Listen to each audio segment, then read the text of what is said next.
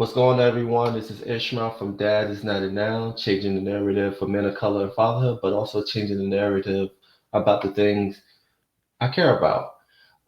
Before we go into this new episode, I want to give a shout out to my sponsor for this episode, VT Heroes, and I'm going to let them take over.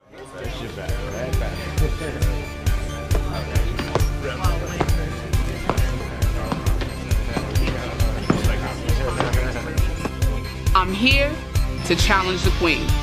Okay, darling. Whatever you want. VC Yellow. VT Black. Nunchaku. 3-hit combo.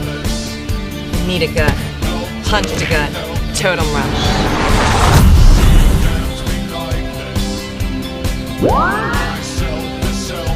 Heal.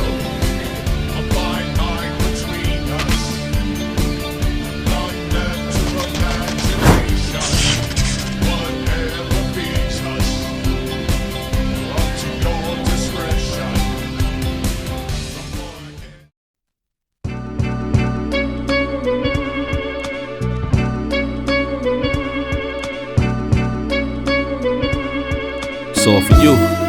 Yeah, yo. There whenever it matters, and even more when you feel like it doesn't. Protect you so you never feel like you wasn't. Know I'm right alongside you, either that or I'm behind you, but always got you. End of discussion, nothing means more. First one to offer is shoulders for what you reach for. Thought I saw the eyes of the world until I seen yours. And know that I ain't see a better view yet. I'm with whatever, so don't ever you fret. Know that you covered, not a hurdle or a heartbreak. A change what a partake, cause none of them won't ever get comfortable in your walkway. My job is to aware you, fully loaded, prepare you for all of the above that I'm never letting get near you. But still in all, give you every advantage I found. Couldn't find a better fit for them, along with my crown. And since the baton was passed, I've been down. Cause failing's not an option, and dad is not a noun, not at all.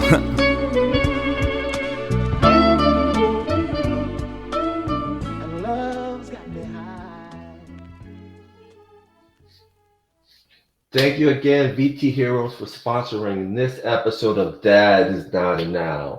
The link is in the description below. Support this game. On this episode, the two things I love is hip hop and fantasy and fiction. The creator D.D. Turner and Chaz Stats merged the two to give us the Chronicles of a Hip Hop Legend, Path of a Grand Wizard back in 2010. A novel about an extraordinary teen with an extraordinary destiny. I will be sharing the preface and episode 1. So I hope you enjoy, like, share, follow, tell everyone. I will be posting episode 2 maybe next week, but definitely I hope you guys enjoy it. Love you guys. Peace. The story contained in the following auditory experience is free of sex, drug references, drug dealers, guns, gangs, pimps, prostitutes, and twerking. Although the title of this tale contains a hip-hop reference and the story largely taking place in an urban setting, this is not to be classified as urban street literature. We prefer that it be more aptly classified as hip-hop fantasy. My word is born.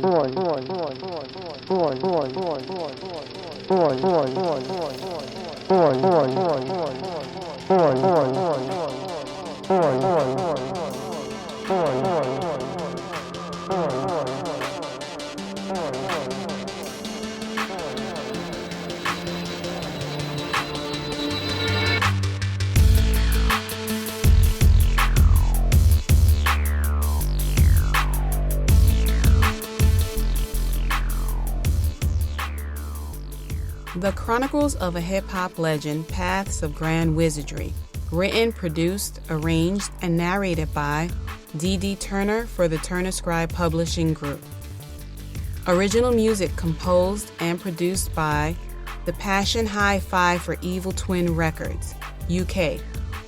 Kwame Harris for Successful Tones Publishing. Kyle Owens for Impact Records, Fresh Air Management. I now give you The Chronicles of a Hip-Hop Legend, Paths of Grand Wizardry.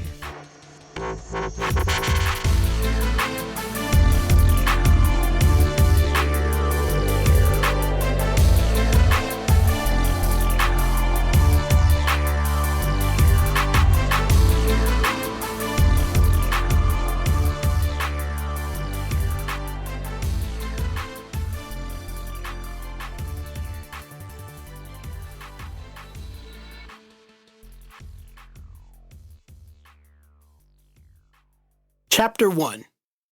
Cold, cold crush, cold, cold crush. The in-sync recitation of the legendary hip-hop crew's name, along with the stomach-pinching depth of the accompanying drum patterns, appeared as though they had sparked a sense of fear in all inanimate objects in the cobweb-ridden walkway. Cold, cold crush, cold, cold crush. The nail-hole-riddled door frames and paint-flaking walls bounced. Cypher had never heard TR-808 drum kicks reach such peaks. His progression down the mildew corridor brought him closer to a wretched mildew stench and a progressively increasing decibel. With the planting of his next step, the corner sprung forth with life and bellowed a cringing hiss. Cypher's attention quickly focused on the corner, and with his eyes, he made out the faint distinction of a strayed black cat. Stupid cat, he remarked under his breath, while regaining the little composure that remained. With each step toward the aged door that hid the focus of his attention, the splintered floorboards buckled and released a characteristic cracking noise. Hey yo, Cypher, releasing a knowledge orb will reveal the secrets of the hidden. A voice spoke from the general area of his left wrist. Cypher deciphered the telling statement that bounced from the odd-shaped mechanism that wrapped his wrist, and immediately reached for the gold relic that hung around his neck. The relic was dreadfully scary to anyone who saw it for the first time, but this would eventually be superseded by the intuitive understanding that it represented something big and quite possibly masked something magical. The two awkward faces represented on the relic differed in their expression, but found a sense of mutuality in a shared crown and rod. The movable on-off switch on the rod confirmed without question that it was in fact an MC's microphone. Perched upon a solid gold sphere, it was high-profiled as it adorned patterns of clustering black, red, and traditional colored diamonds. Cypher grabbed hold of the draped relic and maneuvered it in a counterclockwise manner, causing it to release a greenish orb that hovered and morphed into several visual panels, all depicting what appeared to be a cache of obscured instructions. The drag-and-drop interaction between Cypher's hands and the panels broke the principles of secrecy when a couple of seconds of image shuffling brought forth a sense of clarity and direction. I've got it. The door. Son is telling me to check behind the door, young Cypher concluded. The recent transaction of images revealed that something big was happening behind the door, and his inquiry into such matters was required. As he stepped into position and grabbed hold of the doorknob, the blaring cold crush chant quickly evolved into a high-pitched screeching noise that was accompanied by a devilish cackle. Die, you big boy suckers, die, suckers, die. An angry voice seeped from behind the confines of the door by way of the quarter-inch of space between the splintered floorboards and the door's bottom. Cypher remained steadfast and rotated the doorknob and pushed slightly, causing the rusted, friction-ridden door hinges to produce an additional caterwauling noise.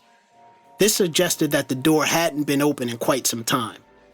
With an aggressive shoulder, he forcefully charged into the door to find an empty room. In the center of the room rested a graffiti-ridden wooden chair that held a 5-speaker, dual-deck, traditional B-Boys boombox radio. A radio? Cypher asked oddly over the maximum level radio while lowering its volume and equalizer levels. Somebody is bugging out, he remarked unto himself as he continued to examine the awkward emptiness of the room. His attention eventually found its way back to the chair where he examined the skillful graffiti writing on its seat and back support. On the seat portion of the chair under the radio, he took special note to the written statement, "Hip-hop, you don't stop."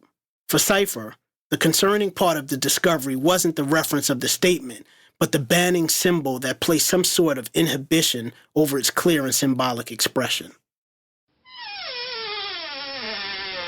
The door violently slammed shut. "Who's that?" Cypher vigilantly inquired. The closing of the door revealed a covered pile that was placed in the recesses of a dim corner. He carefully made his way over to the corner and judged the covered pile's contents by giving it several slight taps with his foot. The produced noise suggested that it was nothing more than a couple of metal objects. Cypher took a single knee and pulled back the mildewed black canvas cover to reveal a corded microphone and several other discarded items. On its side, the microphone brandished the very same statement that was represented on the old chair: "Hip-hop, you don't stop," as well as a miniature noose that found itself attached to the apparatus just below its crown. "Someone must really hate microphones or hip-hop," he plainly stated, while attempting to make sense of the awkwardness granted by the situation. Suddenly, the sound of buckling wood overtook the eerie sanctity of the room. "Not again," he remarked dryly, as if the presentation of obstacles was all too familiar. He looked at the most distant corner of the room and witnessed the very floor in which he stood upon progressively becoming non-existent as it rapidly approached his position. Aware that he needed to think quickly to escape the full-encompassing clutch of the bottomless abyss which lay underneath the depleting floorboards, he spoke into the mechanism that wrapped his wrists. "Hey yo, fam, I could use a little bit of help on this end. The window on the other side of the room.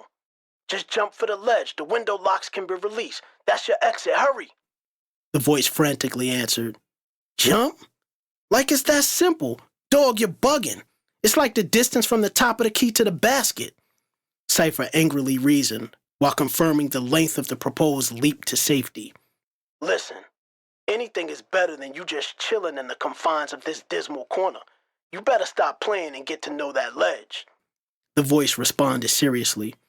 "And it looks like you have exactly 7 seconds.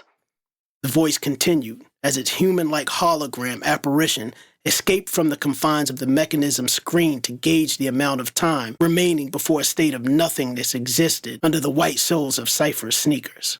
6, 5, 4. The voice counted down as the erasing floor closed in on the position of Cypher. 3, 2, 1. Cypher finished counting down as he scurried across what was left of the age-wooden floor and jumped. With arms stretched forward, desperation caused him to create a swim-like motion as if midair offered a level of density. With the gap between his body and the window ledge closing, his fingertips were stretched to their physical limits. Very close to grabbing the window's ledge, he's got it.